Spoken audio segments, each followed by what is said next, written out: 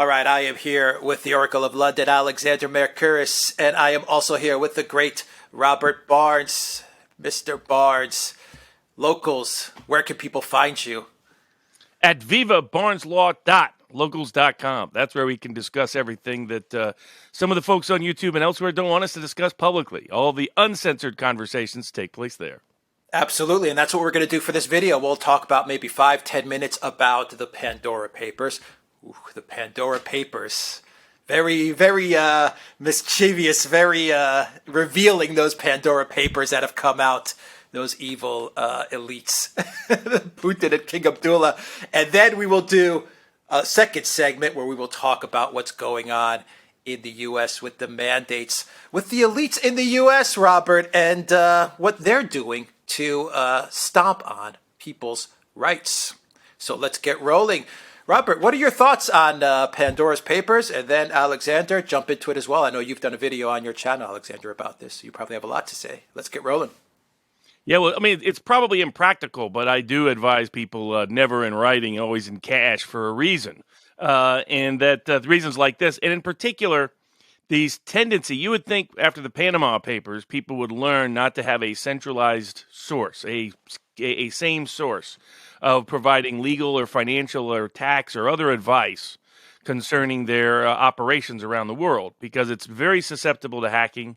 It's very susceptible to government intrusion, and you know, there's still suspicions about some of the sourcing of even the Panama Papers, why it went in a certain direction, somehow didn't unearth certain people, but did unearth others, that it may have had a political motivation or even political planning behind it.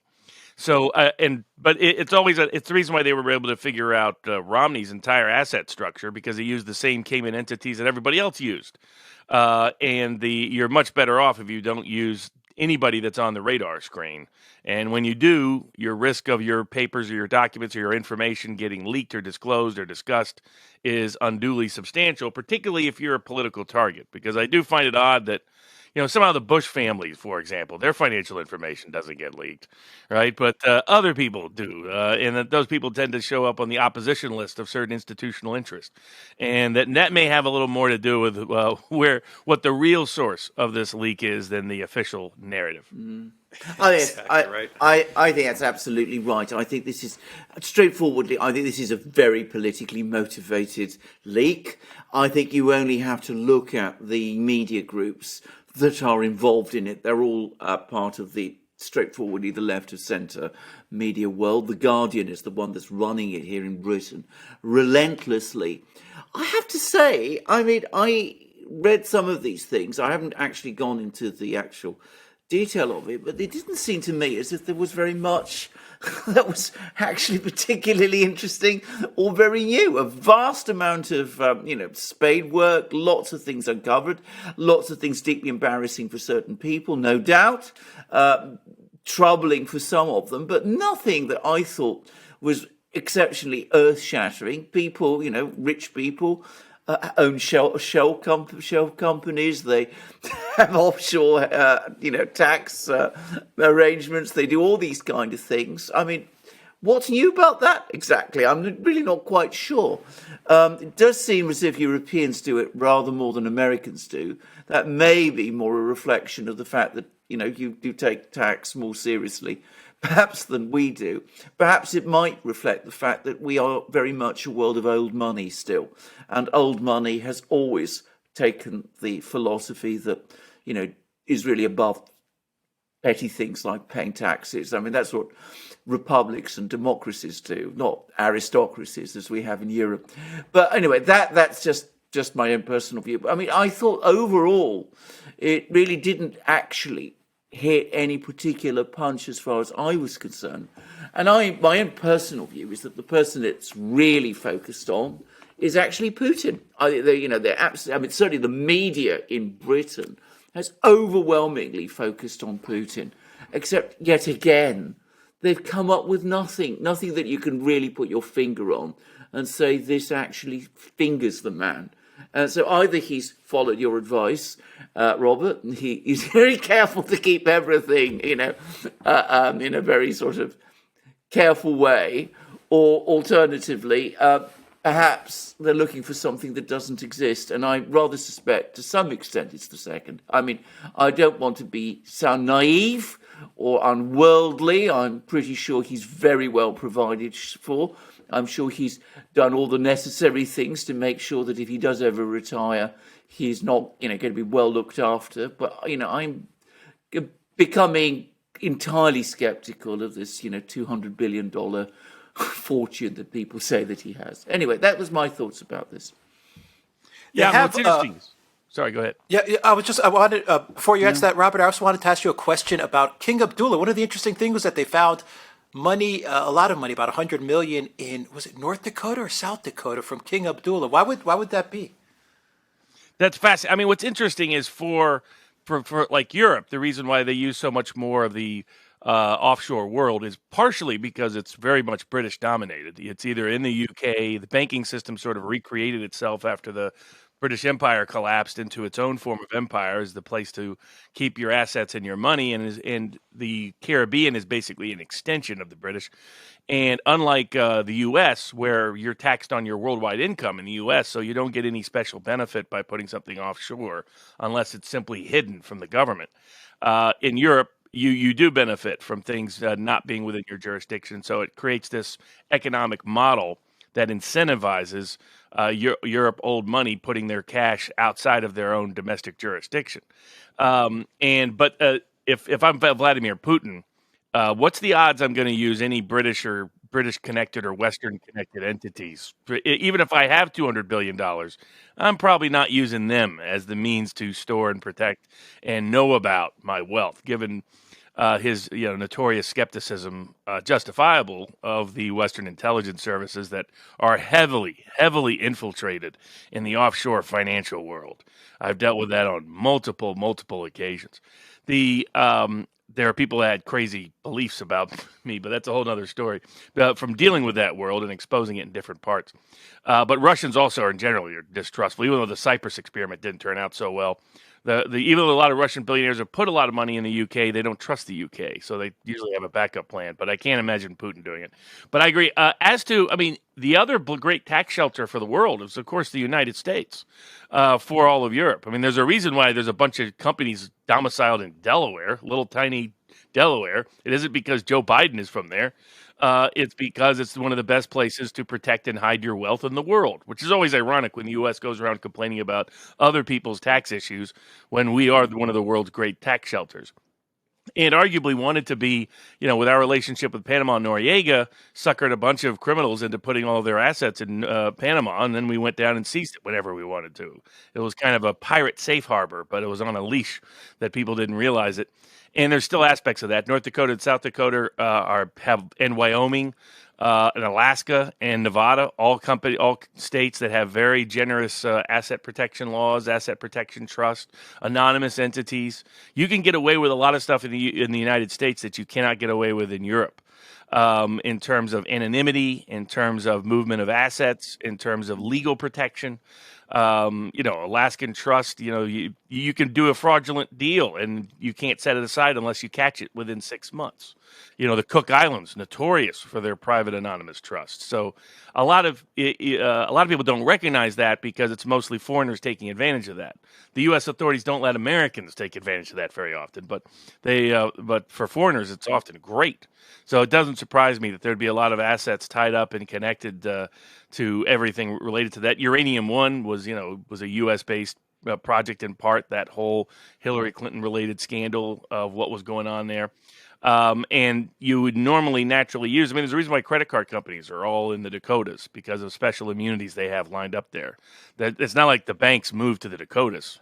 They set it up because those states, in order to create tax revenue, created very generous and favorable local legislation, along with Wyoming and Nevada historically, in order to mirror and mimic what's in Delaware, along with Alaska and the Cook Islands, basically to help protect and hide assets from the rest of the world.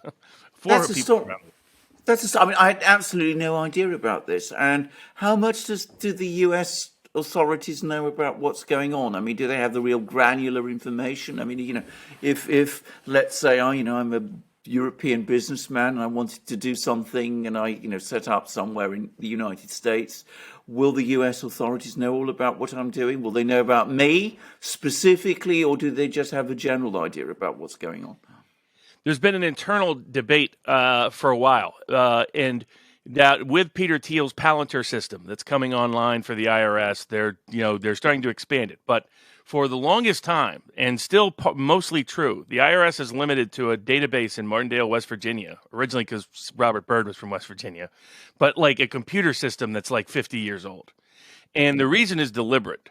Congress doesn't want the IRS to have access to that information because they don't want them stumbling into places they don't want them stumbling into.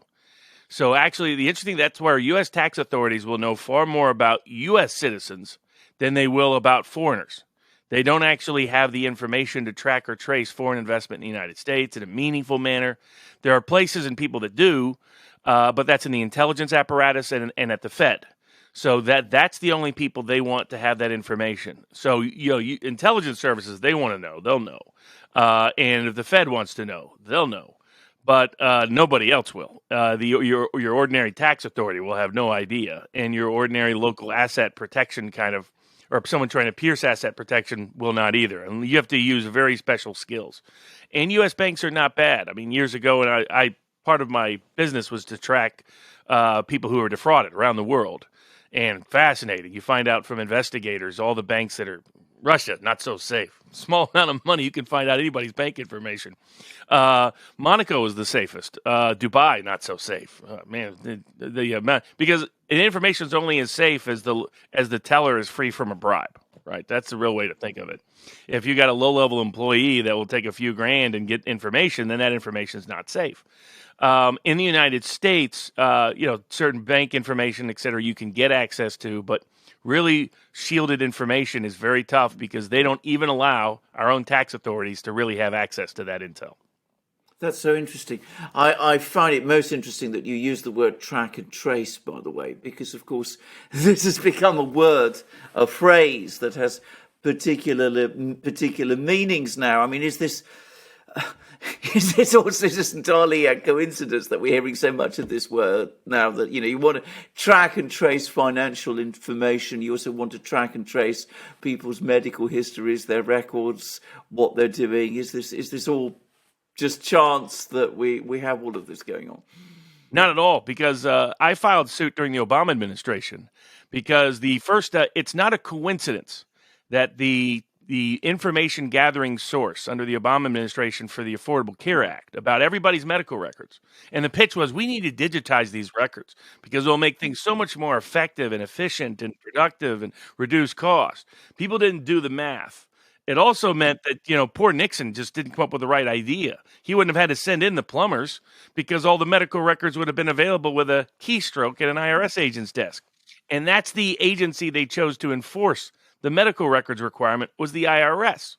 So the IRS was going around gathering up tens of millions of medical records under the guise of making sure that they're digitized and all the rest. And in fact, it was, it was a J. Edgar Hoover wet dream of information. So they did it with my client. They seized 60 million medical records because he was sort of the medical record digital keeping business of 10 million Americans, including every judge in the state of California, the Major League Baseball, the Screen Actors Guild, the movie directors, the producers. And I mean, you don't need a lot of info to know what's on those records. You can say, oh, this director gets treatment for that. And, oh, that judge's kid is going to that rehab facility, so on and so forth. And so it was incredible. I ended up filing suit. We ended up being 2 congressional hearings, got triggered, et cetera. They ended up agreeing to destroy the records and got caught with their pants down, et cetera. My client decided he liked Europe better than the United States after that. He's still there. But that gives some scale. They were thinking of it then. And so it's always been in the hopper. And now it's not a coincidence. They're combining. Let's do every transaction over $600 with any payment processor, particularly targeting crypto and other places where right now information is outside of their control and their informational control. And at the same time, wanting vaccine passports that ultimately are going to be about, in order to make sure these things are secure, in order to make sure they're safe, there's really only one way to do it, and that will be some form of physical some chip or something like it, quantum tattoo, whatever it is, because that will be, they'll say, this is the only, yeah, exactly. Right now it's on your phone. Soon it's, and all you got to do is track the kind of things Bill Gates likes to invest in, and you can get a sense of what the future looks like. He's invested in patents that, you can have basically a little chip in you that will be your financial information and your medical information. And I mean, they tested it out on India for identification purposes, biometric identification purposes for years. And Gates was deeply invested in that. And their argument is this will be, we need to be able to track everybody everywhere all the time. We need to be able to have something that's connected to their body in order to be able to make sure that only the right people, so to speak, get certain services and certain information. And supposedly it's done for their benefit. This is the best way to have that full financial access. It's done in the name of democratizing financial access, which I find fascinating. Talking about Orwellian language.